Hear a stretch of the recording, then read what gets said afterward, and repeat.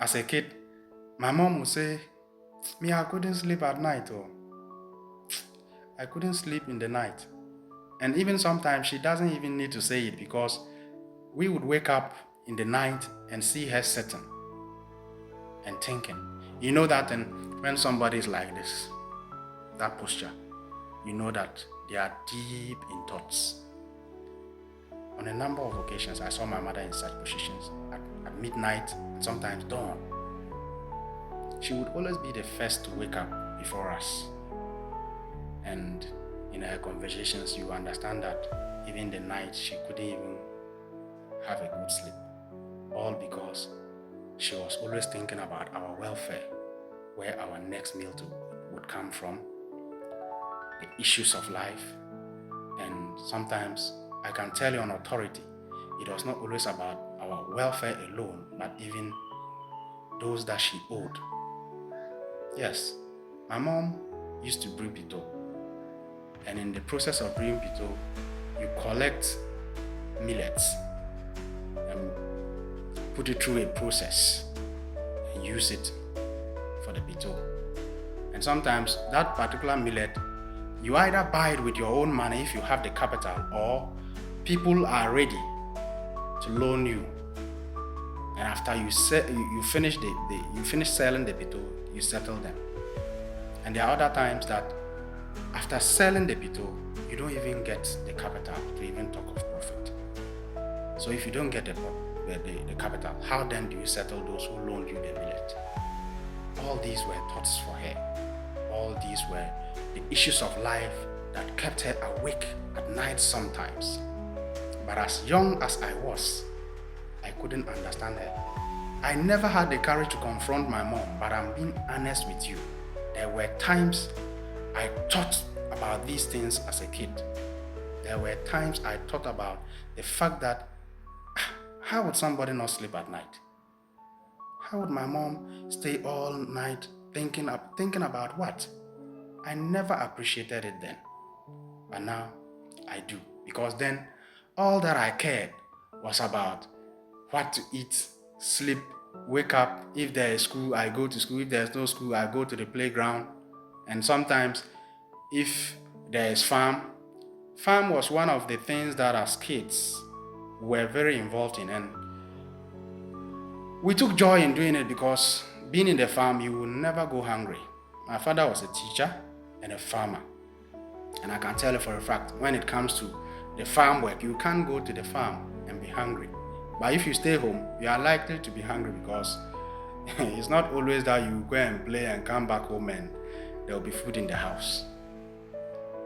You understand? So that was how life was growing up. And I just woke up today and this thing was in my mind, and I said, okay, in the night I struggled to sleep just because one or two issues. And this is not the first time. I've had a couple of experiences like that in the past. And I said, okay, this is what the old lady was going through. Okay, I now understand it better. So you see how life is. Life is a teacher. But sometimes we can only learn it experientially. You can't be told. You just have to live it. You understand? So let's appreciate however little their sacrifices were then for us. I know not just me, but many mothers, not just my mother, but many mothers had gone through these sort of phases in life. They went through this phase in their lives at one point or the other, and they survived it. Yes, and though we are not yet there, but we are taking shape, and we just hope that maybe we'll be able to satisfy their dreams and aspirations. God will be able to bless us to be able to make their stay at night and their thoughts at night and their prayers at night, at midnight, see the light of day. Yes, and whilst I was at it, I remembered one experience I had with my dad as well. And for him, it is something that I detest thinking about it. I get so sad and worried, and I get so emotional, I should say. That's the right word to use. I get so emotional anytime I remember that incident with my father. This was just me in either JSS2 or JSS3. And those days, it wasn't every day that when you are going to school, you get food to eat at home before you go. And it wasn't every day that when you are even going, they will give you now what they call canteen. No, we didn't know what canteen was. But you will find other people coming to the school with food or maybe some biscuits for sale or cocoa. Yeah, so sometimes when we are going, you get some 50.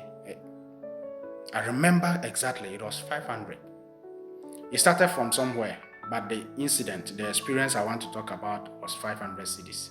Now, what we call 5 pesos. So it was always, at that stage, it was always 500 cedis that you give me anytime I'm going to school. It didn't come always, but if you give me, it's 500 cedis. So that day, I don't know what happened, but I really needed these 500 cedis. So I finished early, even before him. He was a teacher and he too was preparing to go to his school. We were not all in the same school. So I bathed and finished dressing, and I saw that I stood at a point where even if he's in his room, I'll catch his eye. Usually that's where I will stand and catch his eye, and he will come out and give me the money. So I stood there and I didn't see anything, only to notice that he was at the bath and he came and went in. When he went in and noticed that before he went in, he saw me standing. So he came out with 300. Instead of 500, he gave me 300. The man wasn't happy. I threw the 300 back at my father. 3 pesos today. I threw it back at him. I said, if it is left with 300, I remember what I said. If he will not give me 500 and he's left with 300, he should take his money. And I threw it down there. I'm telling you this today. My father has forgotten about it, because there was a day I was with him in Accra with Brother Charles and one of my cousins, and I brought it up. He doesn't even remember, but I still do. By any time I remember that incident, I become so emotional and pained that I really didn't appreciate what the old man did for me or was doing for me then. Because I'm being honest, even me sitting now not having children, see, we're about siblings of about 10 plus, and he was doing this for everyone. Like I said, not always, but sometimes when he has, he will do. So now I always think about it and I say, it is even possible that day he didn't actually have any money. That was his last money. Yet I didn't appreciate it. And I'm telling you, the day I brought it up, I told him I was sorry I did that, but he doesn't even remember that I did. He has forgotten, but I haven't forgotten, because life is happening now. And there are days, even 1 cedi is a problem. And I reflect back, if my father was in my shoe today and having about 10 kids, how would life be? So, because of those things, I said, okay, I need to apologize to this man. And I did. And I was happy I did, but anytime I think about it, I become so pained, because it's like I didn't appreciate what he was doing. But he did his best for us, not just for me, but all my siblings.